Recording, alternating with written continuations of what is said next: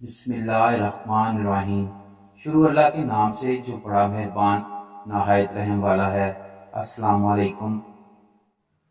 بادشاہ کو اس کے خاص آدمی نے خبر دی کہ سلطنت میں پچھلے 2 سال سے ایسی کنواری عورتوں میں بہت زیادہ اضافہ ہوا ہے جو کہ حاملہ ہوئی ہیں۔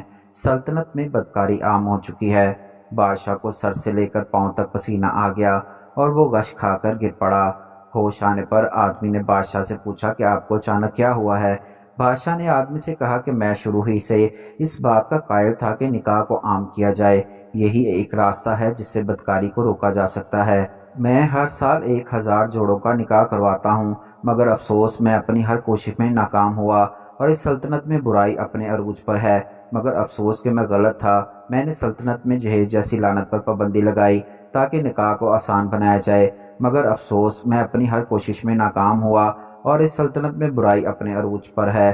مگر اب میں لوگوں کو نہیں چھوڑوں گا جنہوں نے اس ملک میں بدکاری کو عام کر دیا۔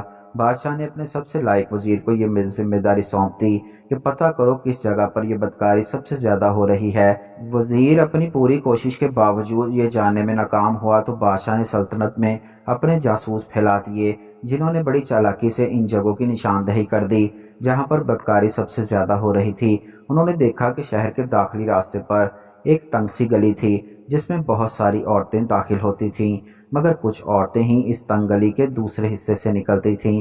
جاسوسوں نے یہ جاننے کی کوشش کی کہ اتنی زیادہ عورتیں کہاں غائب ہو رہی ہیں، اس تنگ گلی کے درمیان ہی کوئی غلط کام ہو رہا ہے۔ جب انہوں نے جا کر دیکھا تو ایک بڑے سے کمرے میں زناکاری جاری تھی۔ وہاں اوباش لوگوں کا گروہ تھا جن کا سردار گاؤ تکیہ لگا کر بیٹھا تھا۔ سپاہی جو کہ جاسوسوں کی شکل میں تھے، انہوں نے فوراً سردار کو گرفتار کر لیا اور بادشاہ کے سامنے پیش کر دیا۔ بادشاہ سردار اور اس کے گروہ کے لوگوں کو دیکھ کر غصے سے لال ہو گیا۔ بادشاہ نے سردار سے کہا کہ تیرے اوباش گروہ سمیت میں تجھے ایسی سزا دوں گا کہ آنے والی نسلیں یاد رکھیں گی کہ بدکاری کا انجام کیا ہوتا ہے۔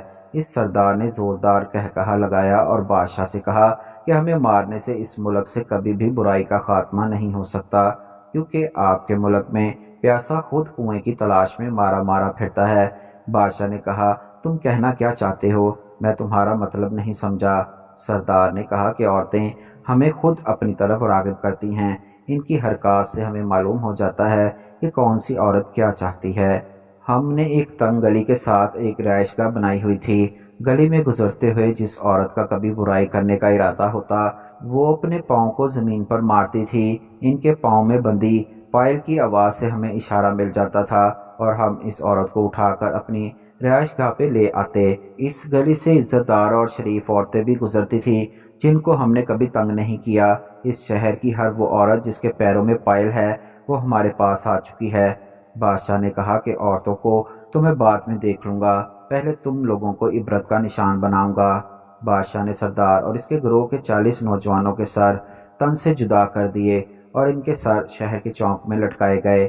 اسی دوران بادشاہ نے شہر کی ساری کنواری لڑکیوں کو ایک جگہ اکٹھا ہونے کا حکم دیا۔ بادشاہ نے کنیز سے کہا کہ باری باری سب عورتوں کی پنڈلیوں کو چیک کرو اور اگر ان میں پائلیں یا پائلوں کا نشان پایا جائے تو مجھے بتاؤ۔ بادشاہ نے سب بدکار عورتوں کے پاؤں کاٹ دیے اور وہ ہمیشہ کے لیے معزور ہو گئیں۔ اس واقعے کے بعد لوگوں میں خوف پیدا ہو گیا اور سلطنت میں بدکاری کا مکمل خاتمہ ہو گیا۔